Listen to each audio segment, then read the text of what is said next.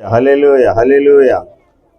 ప్రభువును రక్షకుడైన యేసుక్రీస్తు వారి ప్రశస్త నామములో మరొకసారి మీ అందరికీ క్రిస్మస్ శుభము తెలియజేస్తూ దేవుని పరిశుద్ధ వాక్య భాగంలో నుండి యెషయా గ్రంథము 7వ అధ్యాయము 7వ అధ్యాయము 14వ వచనాన్ని చదువుకుందాం.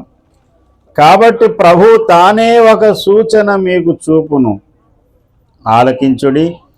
కన్యక గర్భవతి అయి కుమారుని కని అతనికి ఇమ్మానుయేలను పేరు పెట్టును. దేవుడి పరిశుద్ధ వాక్యం ద్వారా మనందరితోనూ మాట్లాడినట్లుగా చిన్న ప్రార్థన చేద్దాం. మరలా ఒకసారి. ప్రేమ కలిగిన యేసయ్య, పరిశుద్ధుడు అయిన తండ్రి, నీ గణనామమునకు వేలాది వందనాలు. ఈ దినమున మాతో ఇక్కడ ఉన్నటువంటి ప్రజలందరితో మాట్లాడండి. మీ యొక్క సందేశం నాయన, మీ యొక్క వర్తమానం మా మధ్యకు పంపించండి.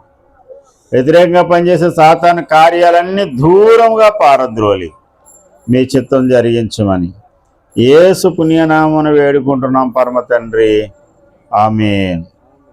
ప్రభునందు ప్రియ దేవుని బిడ్డలారా, యేసుక్రీస్తు ప్రభుల వారు ఈ భూమి మీద జన్మించారు అనేటువంటి వాస్తవ సంఘటనను జ్ఞాపకం చేసుకుంటూ క్రిస్మస్ పండుగ చేసుకుంటున్న దినాలలో ఈ క్రిస్మస్ పండుగలో మనం ఉన్నాం.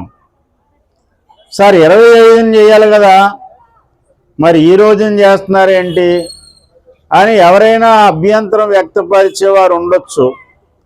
కానీ యేసు ప్రభు వారు జన్మించినటువంటి ఆ మాసం ఏదైతే ఉందో అది 25వ తారీఖు కావచ్చు, 20వ తారీఖు కావచ్చు, ఈ దినం 16 కావచ్చు, ఏదైనా కావచ్చు. ఈ నెలంతా సంతోషంతో సంబరంతో యేసునాథుని జన్మదిన వేడుకలు చేస్తూనే ఉంటారు. పలానా రోజున పలానా వర్జానికి, పలానా ముహూర్తానికి, పలానా నక్షత్ర బలంలో చేయండి అనేది లేదు. అప్పుడు చేస్తేనే మీరు నన్ను సంతోషపరుస్తారు, లేకపోతే ఇంకో రోజున చేస్తే నన్ను సంతోషపరచరని ఆయన అనలేదు. ఇంకా గట్టిగా మాట్లాడితే క్రిస్మస్ పండుగ దేవుణ్ణి సంతోషపరచడానికి కాదు, దేవుణ్ణి బట్టి మొదట మనం సంతోషించడానికి. మనం సంతోషించే ఈ తరుణంలో మనల్ని బట్టి దేవుడు కూడా సంతోషించాలి. అది క్రిస్మస్. యేసునాథుని జన్మదిన వేడుకలు, ఆయన ఈ భూమి మీద జన్మించాడు అనేటువంటి ఈ యొక్క పర్వదినాన్ని, పండుగ దినాన్ని కేవలం ఒక దేశానికో, ఒక జాతికో, ఒక కులానికో ఆపాదించడానికి వీలు లేదు.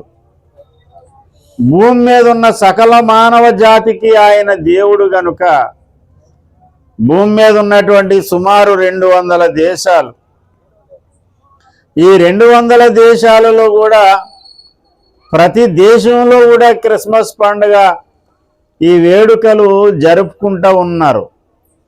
మనం ఎరిగినటువంటి జయంతులు కానీ, వర్ధంతులు కానీ మన ఏరియాలో జరుపుకుంటారేమో కానీ మరో ప్రాంతానికి వెళ్తే అక్కడ ఏ హడావిడి ఉండదు. జాతిపిత మహాత్మా గాంధీ గారి వర్ధంతి జయంతి, అంబేద్కర్ గారి వర్ధంతి జయంతి, నెహ్రూ జయంతి, ఇలాంటి రాజకీయ నాయకులు కానీ, అవతార పురుషుల యొక్క జన్మదిన వేడుకలు కానీ అవి ఎక్కడ పరిమితమో అక్కడ వరకే తప్ప మనం అందరం చేసుకోం. అబ్రహాం లింకన్ గురించి కానీ, మార్టిన్ లూథర్ కింగ్ జూనియర్ గురించి కానీ వారి యొక్క వేడుకలు, జయంతులు మనం చేసుకోం. ఆ పేర్లే మనలో చాలా మందికి తెలియదు, మనకు అవసరం లేదు కూడా. ఎందుకంటే అదేదో అమెరికా వాళ్ళది, మనకెందుకు.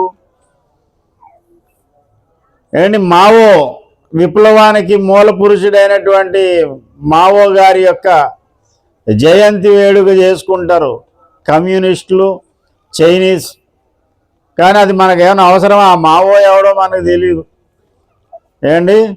ఇలా చాలామంది ప్రపంచాన్ని ప్రభావితం చేసినటువంటి వ్యక్తులు ఉన్నారు. కానీ వారి జయంతులు, వర్ధంతులు వారి దేశానికో లేకపోతే వాళ్ళ ఫేవరెట్స్కో చెందుతాయి. కానీ క్రీస్తునాథుని జన్మదిన వేడుక ఇక్కడ అక్కడ అనేటువంటి భేదము లేదు. అన్ని చోట్ల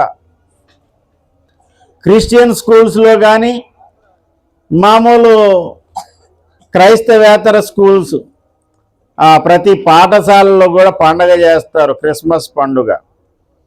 పోలేని మన దేశంలో అలా చేస్తారేమో అనుకుంటే, యేసు ప్రభు వారిని స్వేచ్ఛగా ఆరాధించుకోవడానికి ఒప్పుకోలేనటువంటి పాకిస్తాన్ దేశంలో కూడా క్రిస్మస్ వేడుకలు చేస్తారు. మరి అదేమింతో అమెరికా, లండన్ లాంటి దేశాల్లో జరగలేని ర్యాలీ, క్రిస్మస్ ర్యాలీ పాకిస్తాన్లో జరిగింది. ఓ పెద్ద ట్రైన్ బుక్ చేసుకున్నారు. ఆ ట్రైన్కి పైన పెట్లు ఉండవు, కింద లోడు తీసుకెళ్లేటువంటి ట్రైన్ అది. ఆ ట్రైన్లో ప్రతి క్యాబిన్కి, ప్రతి బోగి దగ్గర, వ్యాగన్ దగ్గర క్రిస్మస్ ట్రీ, మరియమ్మ, యేసు ప్రభు వారి యొక్క పర్ణశాల, ఆ పాక, పశువుల పాక, ఇలాగ గెటప్లు తయారు చేసి శాంతాక్రాస్ బొమ్మలు, మొత్తం అలంకరణ, విద్యుత్ దీపాలతో అలంకరించి మామూలుగా కాదు, అందరినీ ఆశ్చర్యపరిచే అంతగా ఆ క్రిస్మస్ వేడుక జరుపుకున్నారు గత 2 సంవత్సరాల క్రిందట పాకిస్తాన్ దేశంలో. ఇక్కడ అక్కడ అనే భేదం ఏంది నైజీరియా దేశంలో.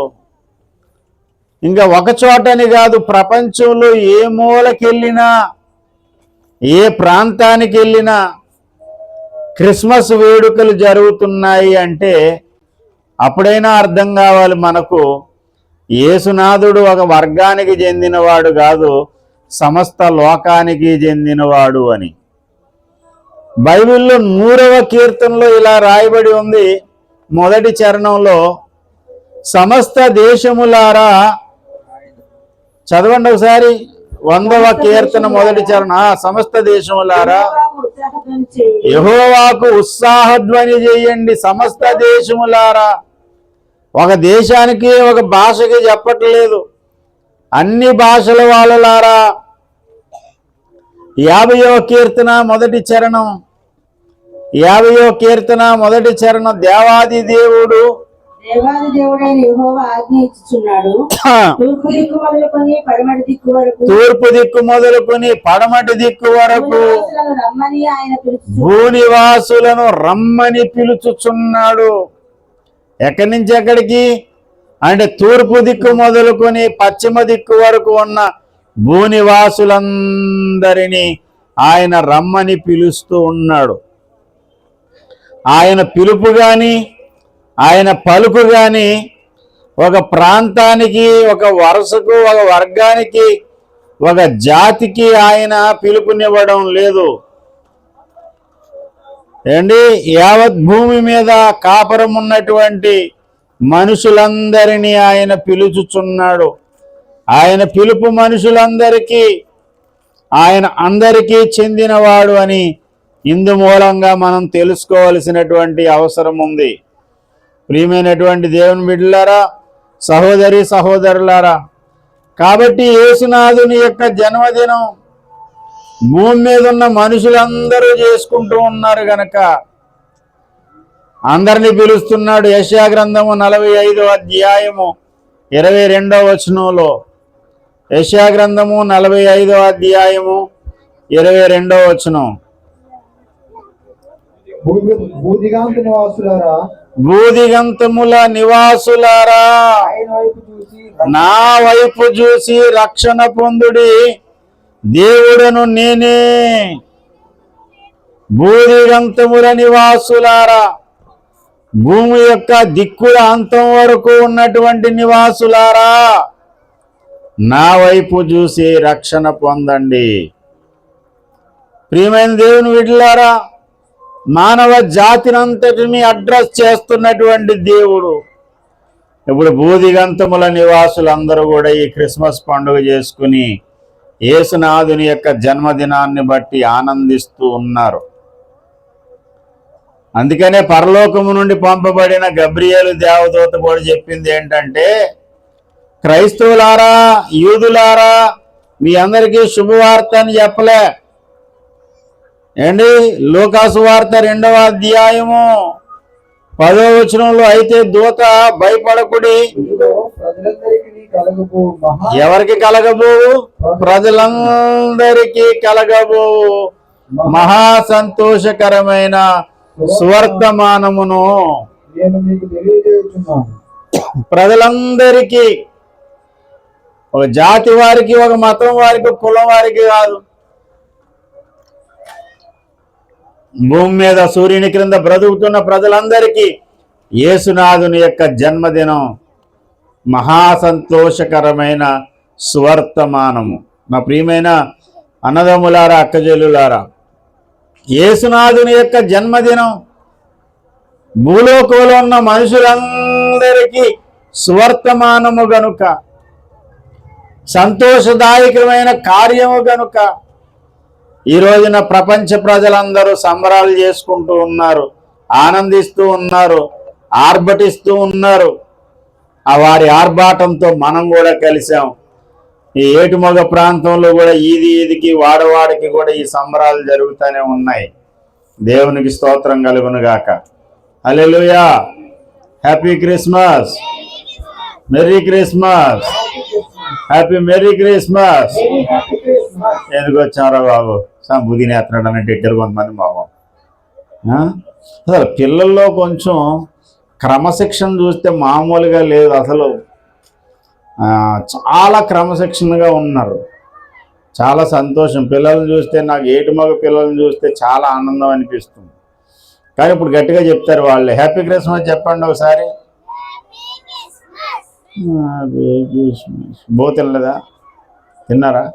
తిండి గట్టిగా చెప్పండి. Happy Christmas, merry Christmas, happy merry Christmas.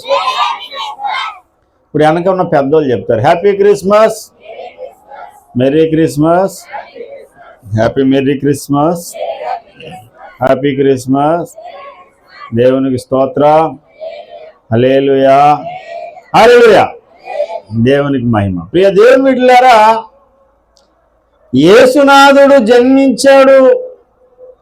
ఎలా జన్మించాడు అంటే అందరిలాగా భూమి మీద మనుషులందరూ ఏ విధంగా పుట్టారో అలా పుట్టలేదు ఆయన. ఆయన జన్మ ఒక ప్రత్యేకమైనది. ఇదిగో కన్యక గర్భవతి అయి కుమారుని కనును, ఆయనకు ఇమ్మానుయేలు అను పేరు పెట్టుదువు అనెను. కన్యక గర్భవతి కుమారుని అంటుంది. అసలు కన్య గర్భమున ఆయన ఎందుకు పుట్టాడు? కన్య గర్భమున ఆయన పుట్టడానికి గల కారణం ఏంటి? 2 ప్రధానమైన కారణాలు చెప్పి ఈ రాత్రి ప్రసంగాన్ని నేను ముగిస్తాను. మొట్టమొదటి కారణము, దేవుడు తానే ఒక సూచన మీకు చూపును అంటున్నాడు. యెషయా గ్రంథము 7:14లో ఉన్న మాట. యెషయా గ్రంథము 7వ అధ్యాయము. కాబట్టి ప్రభు తానే ఒక సూచన మీకు, తానే ఒక సూచన, ఒక ప్రత్యేకమైన సూచన ఎందుకు చూపించాడు అంటే, భూమి మీద చాలా మంది మనుషులు పుట్టారు. ఆది కాలం నుండి ఇప్పటి వరకు పుడుతూనే ఉన్నారు.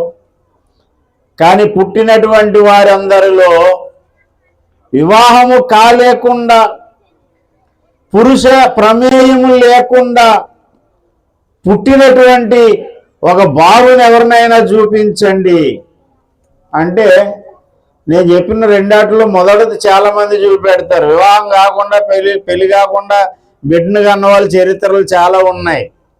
ఆది కాలంలో ఉన్నాయి, ఈ కాలంలో ఉన్నాయి, అన్ని కాలాల్లో ఉన్నాయి. పెళ్లి కాకుండా పిల్లల పుట్టింది అని అంటే ఏదో అక్రమ సంబంధం వల్ల, దారి తప్పడం వల్ల పుట్టి ఉండాలి. అంతేగాని పురుష ప్రమేయం లేకుండా పిల్లల్ని ఎలాగంటారు ఏంటి? పురుష ప్రమేయం లేకుండా పిల్లల్ని కనేటువంటి ప్రక్రియ లేనే లేదు.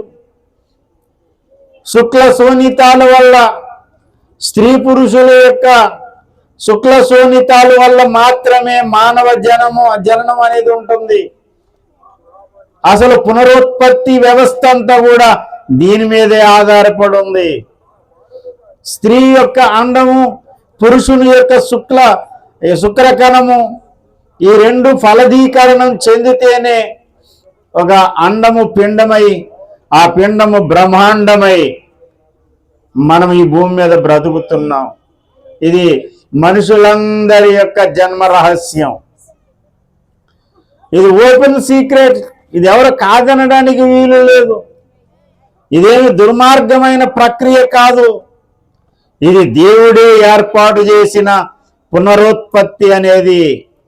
మనిషి ఒంటరిగా ఉండడం దేవునికి ఇష్టం లేక అతనికి సాటి అయిన సహాయముగా స్త్రీని తయారు చేసి పెట్టి, ఆ స్త్రీ పురుషులిద్దరికీ దేవుడిచ్చినటువంటి ఆజ్ఞ పరిశుద్ధ బైబిల్ గ్రంథంలో ఉంది. ఏంటయ్యా అంటే, మీరు ఫలించండి, భూమిని నిండించండి, దానిని పాలించండి, దానిని లోబరుచుకోండి. ఆదికాండం 1:28. దేవుడు వారిని ఆశీర్వదించెను. మీరు ఫలించి అభివృద్ధి పొంది విస్తరించి భూమిని నిండించండి, దానిని మీరు లోపరుచుకోండి. ఆకాశంలో ఉన్న పక్షులు, సముద్రంలో ఉన్న చేపలు, భూమి మీద ఉన్న జంతువులు అవన్నీ మీకే ఇస్తున్నాను. ఈ భూమినంతటిని మీరు ఏలండి. 2 పనులు చేయాలి. మొదట మీరు సంతానాన్ని కని ఈ భూమిని నిండించండి. ఇది దేవుడిచ్చినటువంటి ఆజ్ఞ. పునరుత్పత్తి వ్యవస్థ అనేది అదేదో దుర్మార్గమైన పాపకార్యము, నీచ కార్యం కాదు. భగవంతుడు పెట్టినటువంటి అది యొక్క క్రమము. కేవలం మనుషుల్లోనేనంటే మనుషుల్లోనే కాదు, జంతువులైనా పక్షులైనా సముద్రంలో చేపలైనా ఆఖరికి ఈ ఫల పుష్పాలైనా కూడా ఇవన్నీ కూడా ఈ ఫలదీకరణ వ్యవస్థ అనేది జరుగుతూనే ఉంటుంది.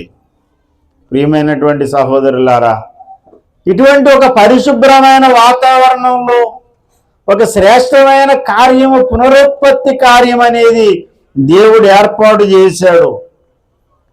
ఆదాము హవ్వలు ఆ మొదటి జంట ద్వారా సంతానోత్పత్తి జరిగింది.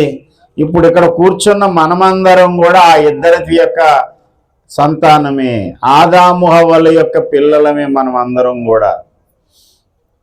సైన్స్ బాగా డెవలప్ అవ్వలేని దినాల్లో అప్పుడప్పుడే పరిణితి చెందుతూ ఉంది. అప్పుడప్పుడే శాస్త్ర విజ్ఞానాన్ని అభివృద్ధి చేస్తున్నటువంటి దినాలలో అసలు ఇన్ని రకాల జాతులు ఎలాగొచ్చాయి, ఇన్ని రకాల మనుషులు ఎలా పుట్టారని పరిశోధన కాదు, ఆలోచన చేస్తూ ఉన్నాడు ఒక ఆయన. ఆలోచన చేస్తూ ఉంటుండగా ఆయన ఒక సముద్ర ప్రయాణం చేస్తుంటుండగా సేమ్ దగ్గర పోలికలు కలిగిన జంతువులు చాలా ఆయనకి కనిపించాయి. పక్షులను చూశాడు. ద్వీపాలలో గుండా ప్రయాణం చేస్తున్నప్పుడు ఆ అడవి ప్రాంతంలో అతనికి దగ్గర పోలికలు ఉన్నటువంటి జంతువులను చూశాడు. చింపాంజీలు ఉంటాయి, కోతులు ఉంటాయి, కోణమూసులు ఉంటాయి. ఇవన్నీ కూడా దగ్గర పోలికలే. ఈయన ఒక భ్రమలోకి వెళ్ళాడు. ఆ భ్రమ ఏంటంటే, ఒకప్పుడు కోతులు అడవి మృగాల్లా ఉన్నటువంటి అవి తోకలు ఊడిపోయి కాలక్రమేణా మనుషులుగా మారాయి. పరిణామము అనేది జరిగి ఉండొచ్చు. పరిణామ క్రమం అనేది సైన్స్ కాదు, ఆయన అభిప్రాయం.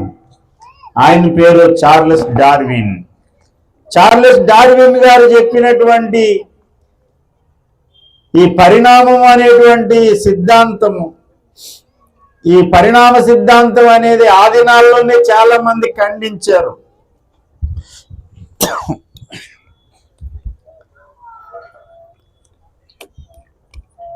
పరిణామం జరిగిందని అందరినీ మభ్యపెడితే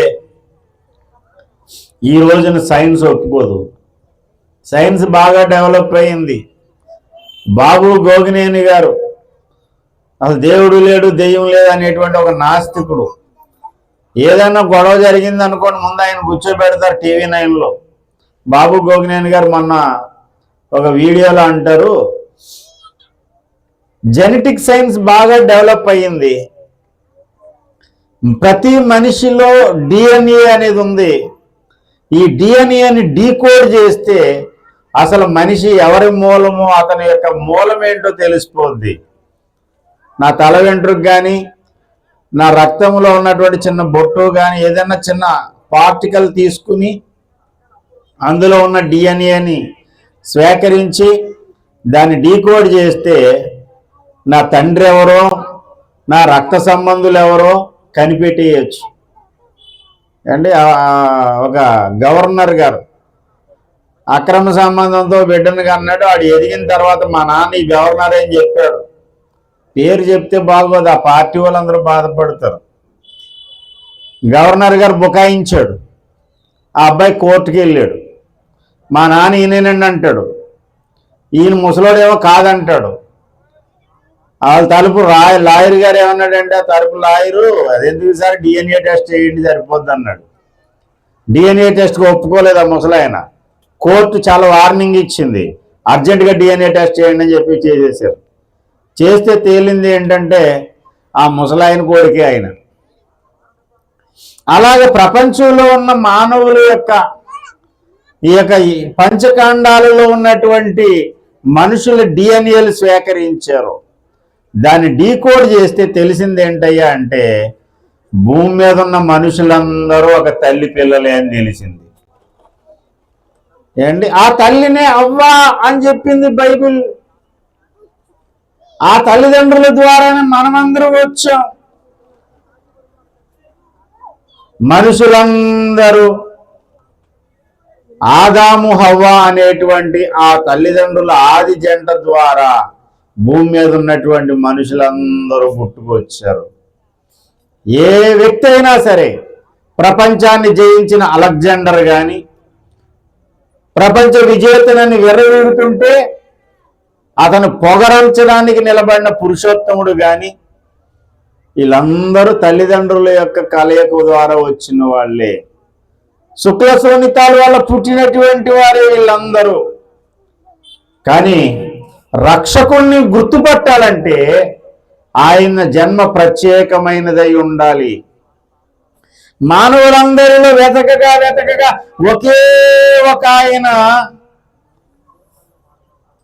పురుష ప్రమేయం లేకుండా ఇటు కన్యక గర్భములో దూరి ఈ భూమి మీదకి వచ్చాడు. కన్య గర్భము ద్వారా ఈ భూమి మీద పుట్టినటువంటి ఒకే ఒక వ్యక్తి ఆయన ప్రభువైన యేసు. దేవునికి స్తోత్రం. వెతికండి, ప్రపంచం అంతా వెతికితే ఒక ఆయన చరిత్ర కనపడింది.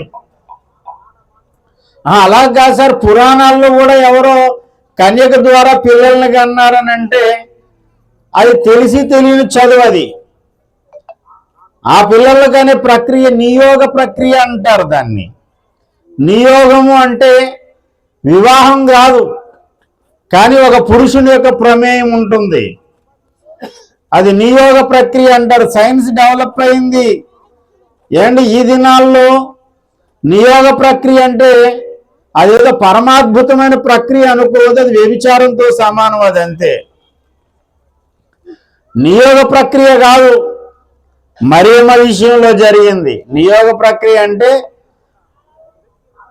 అతను ఈమెకు భర్త గారు శరీర కోరికల కొరకు కాదు, కేవలం ఆమెకు బిడ్డనివ్వడానికి మాత్రమే ఆమె దగ్గరికి వెళ్తాడు. దాన్ని నియోగ ప్రక్రియ అంటారు. అలాంటి నియోగం చెత్త జరగలేదు. ఆమె ప్రార్థన చేస్తూ ఉంటుండగా పరలోకము నుండి దేవదూత ప్రత్యక్షమై ఆమెను దీవించి, దయాప్రాప్తురాలా నీకు శుభం. అక్కడ ఏ నియోగ ప్రక్రియ జరగలే. ఆమె ఆశ్చర్యపోయింది. నియోగము అనేటువంటి మాట మీరు కావాలంటే డిక్షనరీలో చూడండి, దాని మీనింగ్ పబ్లిక్లో నేను చెప్పలేను. అందుకని గౌరవనీయంగా ఉంటుందని నియోగము అనే ఆ మాట ఉపయోగించాను నేను. ప్రియమైన సహోదరి సహోదరులారా, ఆమె ఆశ్చర్యపోయింది. నేను వివాహము కాలేనటువంటి కన్యకనే, పురుషుని ఎరుగని దాననే, నాకు ఎలాగూ జరుగుతుందండి, నాకు ఎలా బిడ్డ పుడతాడు? అమ్మ, అసలు ఆ పుట్టబోయే శిశువు నీ కొడుకు కాదు, ఎవరి కొడుకు కాదు, ఏ పురుష ప్రమేయం లేదు. పరిశుద్ధాత్మ దేవుడే నీ మీదకు దిగి వచ్చి ఆయనే నిన్ను కమ్ముకొని నీ గర్భంలోనికి ఒక శిశువుగా ఆయనే దూరతాడు. ఆ పుట్టేటువంటి బిడ్డలో నీ రక్తము ఉండదు, ఏ పురుషుని రక్తము ఉండదు. మీరు ఎన్ని DNA టెస్టులు చేసినా ఏ ఒక్క వ్యక్తికి మ్యాచ్ అవ్వదు. ఎందుకంటే అది దేవుని రక్తము, దేవుడే నీ కడుపులో దూరాడు. భూమి మీద పుట్టినటువంటి మానవులందరికీ భిన్నముగా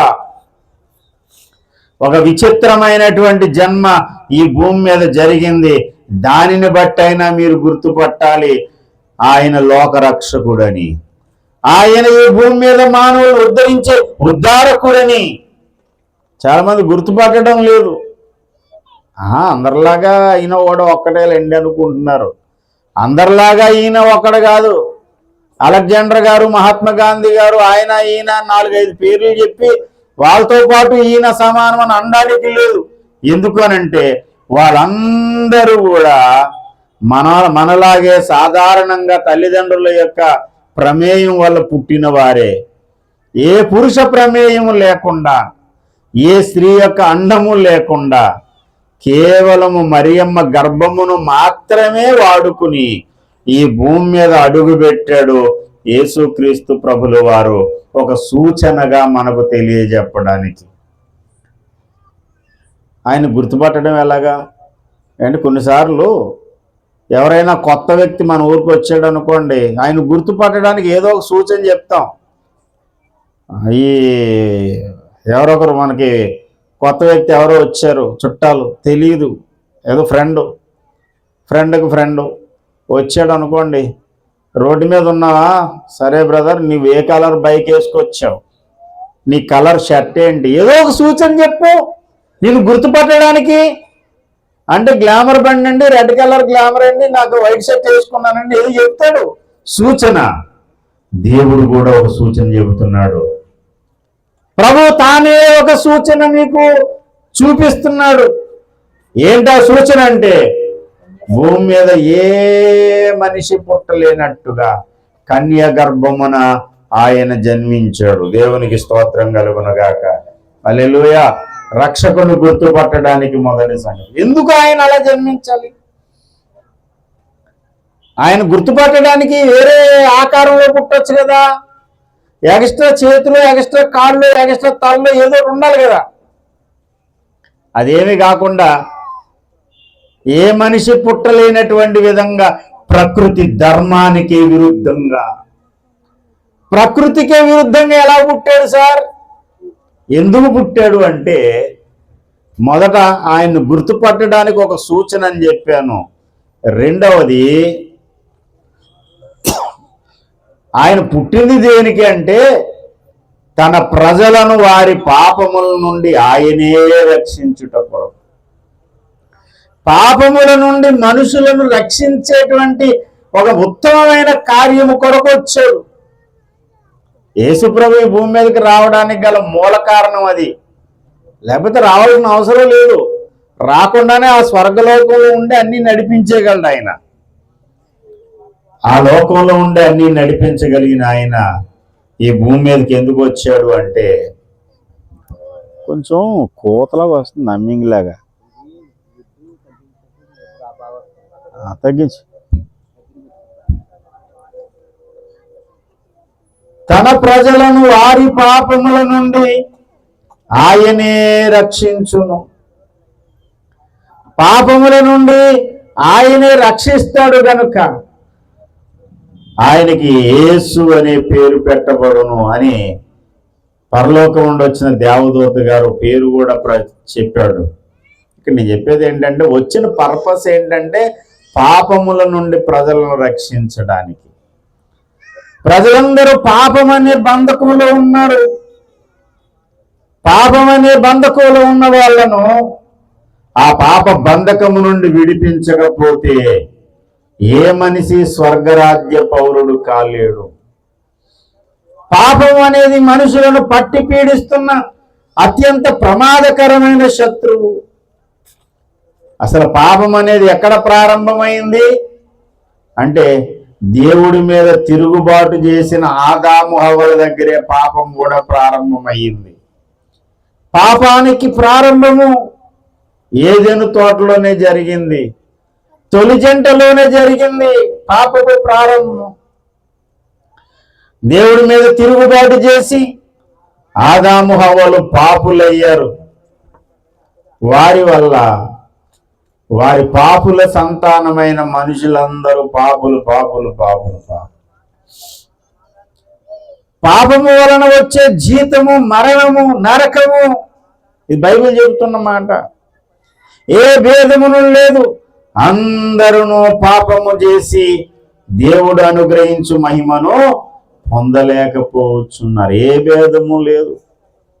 జాతి భేదము, కుల భేదం, వర్గ భేదం మనం పెట్టుకున్నాం, కానీ ఏ భేదము లేకుండా అందరిలోనూ జరిగేది పాపం జరుగుతుంది. ఈ పాపం అనే బంధకము నుండి విడిపించాలి అని అంటే పాపము లేని పరిశుద్ధుడు రావాలి. పాపమునకు పరిహారము రక్తమే గనుక, రక్తము చిందించకుండా పాపానికి పరిహారము జరగదు గనుక, పాప పరిహారము జరిగించే పవిత్ర రక్తము ఈ భూమి మీద ఎక్కడా లేదు గనుక అండి, ఈ భూమి మీద ఎవరైనా సరే ఏ రక్తమైనా సరే పాప స్వభావంతో కూడిన రక్తమే. స్వాభావిక పాపము అన్నారు. అందుకనే యోబు గ్రంథము 14వ అధ్యాయంలో ఈ మాట అంటాడు, 3వ వచనం అనుకుంటాను. అక్కడ పాప సహితులలో నుండి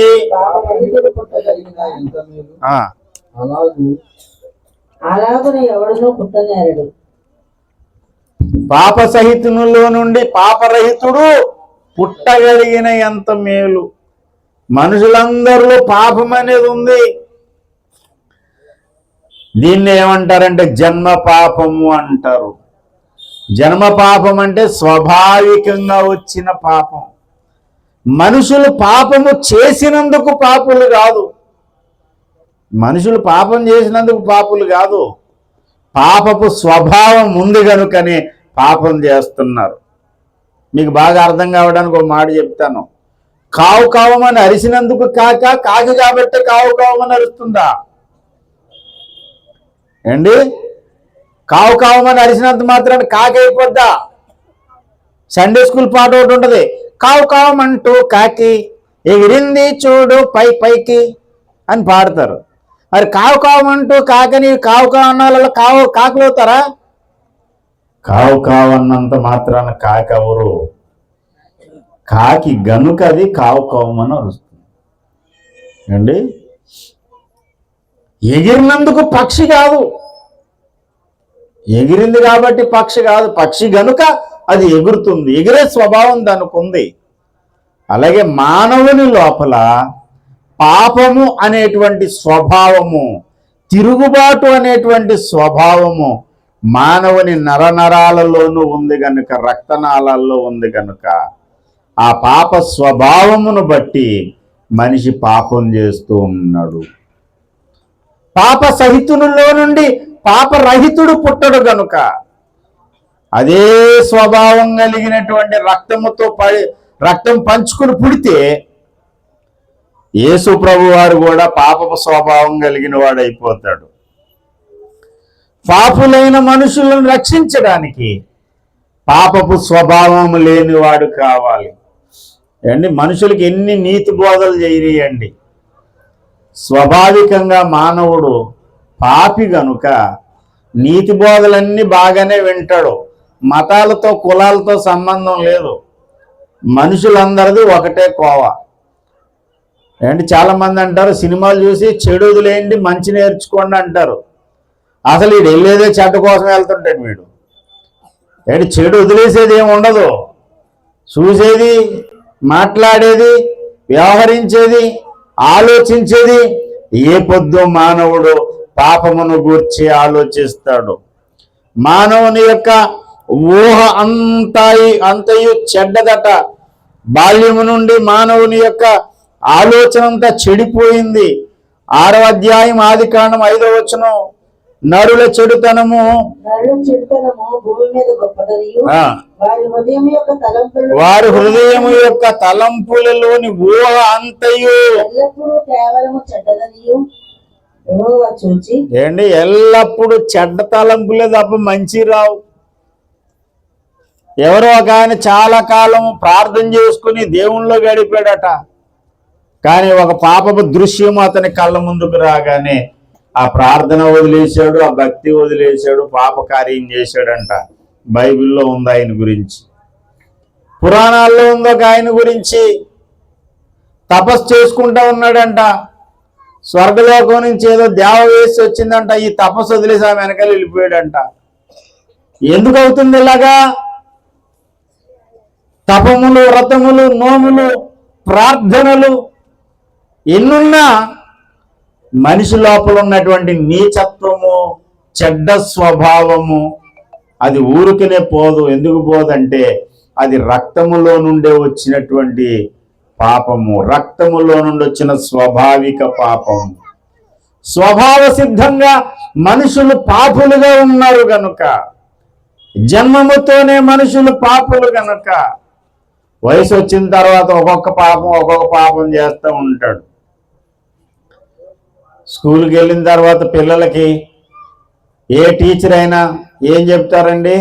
సత్యమునే పలకవలెను, అబద్ధం ఆడరాదు అని చెప్తారా? లేకపోతే రే అబద్ధాలు ఆడండి, మీ అమ్మ నాన్నను మోసం చేయండి అని ఏ టీచర్ అయినా చెప్తుందా? ఏ స్కూల్లోనైనా, ఏ టీచర్ అయినా, ఏ భాషలోనైనా సత్యమే పలకండి, న్యాయముగా ఉండండి, పవిత్రంగా ఉండండి చెప్తారు. కానీ పిల్లలు స్కూల్ ఎగ్గొట్టు ఊరి మీద తిరుగుతాడు. ఎక్కడికి వెళ్ళామంటే స్కూల్కి వెళ్ళానంటాడు. మరి ఇలాగ అబద్ధం ఆడమని ఎవడు చెప్పాడు వాడికి? స్కూల్లో టీచర్ పెన్ను కొనుక్కోమంది అంటాడు. నువ్వు 10 రూపాయలు ఇస్తే 5 రూపాయలు కొనుక్కొని 5 రూపాయలు నొక్కేస్తాడు. అలా దొంగతనం చేయమని ఎవడు చెప్పాడు?